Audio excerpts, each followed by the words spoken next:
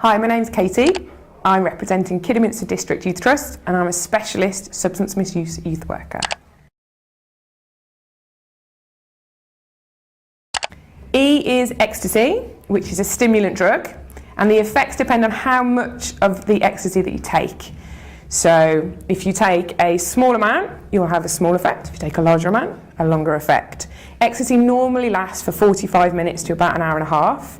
It will increase your heart rate. It can give you feelings of joy, of love, maybe sexual arousal. But on the flip side of that, you may also have panic attacks.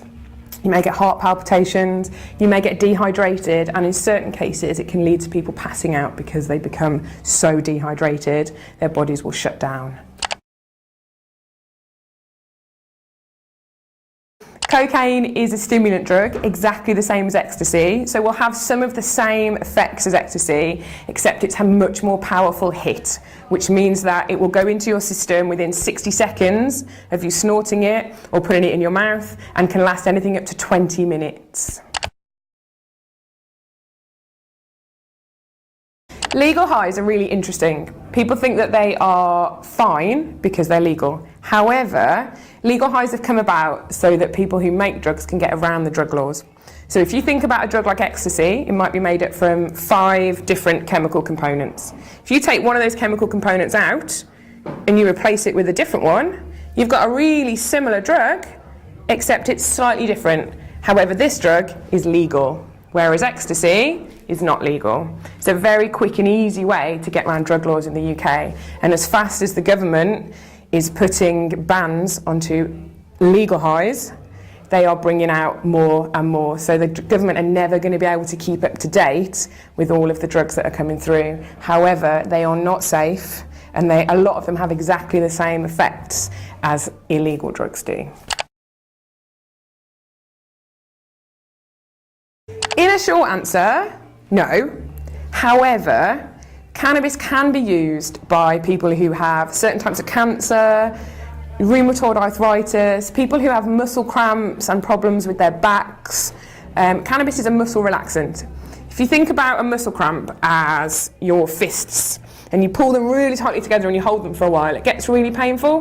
What happens when you smoke cannabis is that it just relaxes the muscles, which means that if you're in pain, it can just relax the muscles that are in pain. That's all it does. It doesn't cure anything. It gives you a feeling of relaxation, but it can also give you feelings of paranoia. It can make you feel very sick. And cannabis is a very addictive substance as well. Lots of people think that cannabis isn't addictive. People who are in pain, people who have depression, people who have ADHD, they may self-medicate with cannabis and they can become addicted to the way that it makes them feel. This is a little bit of a difficult one because they're not really different to each other. Prescribed steroids and illegal steroids are pretty much the same thing. Steroids are used to strengthen the body. So whether you're using it to strengthen your lungs, if you've got a brown inhaler, or if you're using it because you've got a problem with your legs or your arms and you need to strengthen them up, you might get given tablets by the doctor. If you've got a chest infection, again, steroids might be given to you to help clear that up. However, steroids used differently, so steroids that are injected straight into the muscles, usually by bodybuilders or weightlifters, people trying to bulk up, can have a very serious effect on your body. It can increase aggression. It can make your testicles and penis shrink if you're a man. If you're a woman, it can decrease the size of your breasts.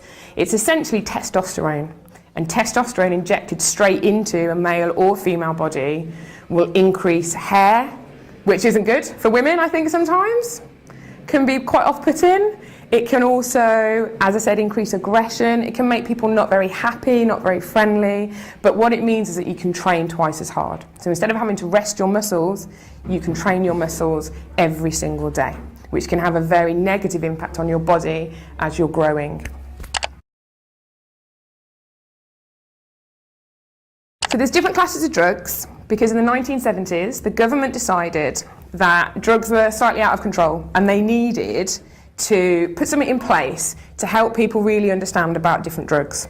So in the 1970s, they put together a policy and procedure document I won't bore you with details, but basically it classed different substances in a different way. So Class A's are deemed as the most dangerous substances. They will have the hardest effect on your body. They are more likely to kill you, apparently. Class B's, the midsection, same kind of effects, but maybe not as bad. Class C's are the lowest band, and then you've got legal drugs, things like alcohol and cigarettes. However, alcohol and cigarettes account for more deaths in the UK than any of the illegal substances put together.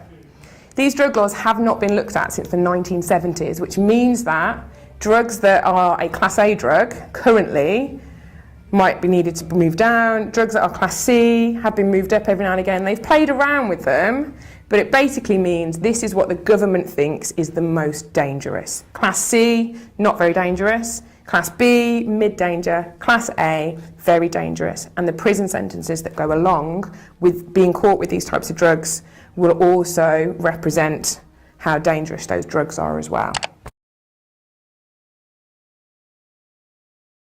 You can drink alcohol safely. Lots of people will tell you that alcohol is bad and that alcohol is dangerous. Alcohol can be dangerous. Alcohol can do some serious damage to your body. Alcohol can make you pass out. Alcohol can make you sick. However, it's about knowing your limits. If you know what you can drink and how much you can drink safely.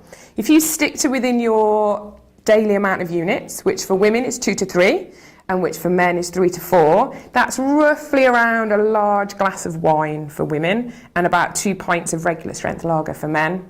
Obviously that doesn't sound very exciting. However, if you are small and you don't drink very often and you suddenly drink half a bottle of vodka, you're going to fall down and you're going to be quite poorly. However, if you know how much you can drink, if you drink a few units, you mix it with Coke or you mix it with lemonade, you space it out over a longer period of time and don't neck half a bottle of vodka in 10 minutes, then you're much more likely to have a good time and to be safe.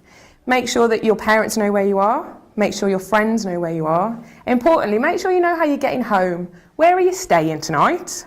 Are you staying at your friend's house? Are you going home? If you're going home, do your parents know that you're drinking? Are you going to get into trouble if you're going home drunk?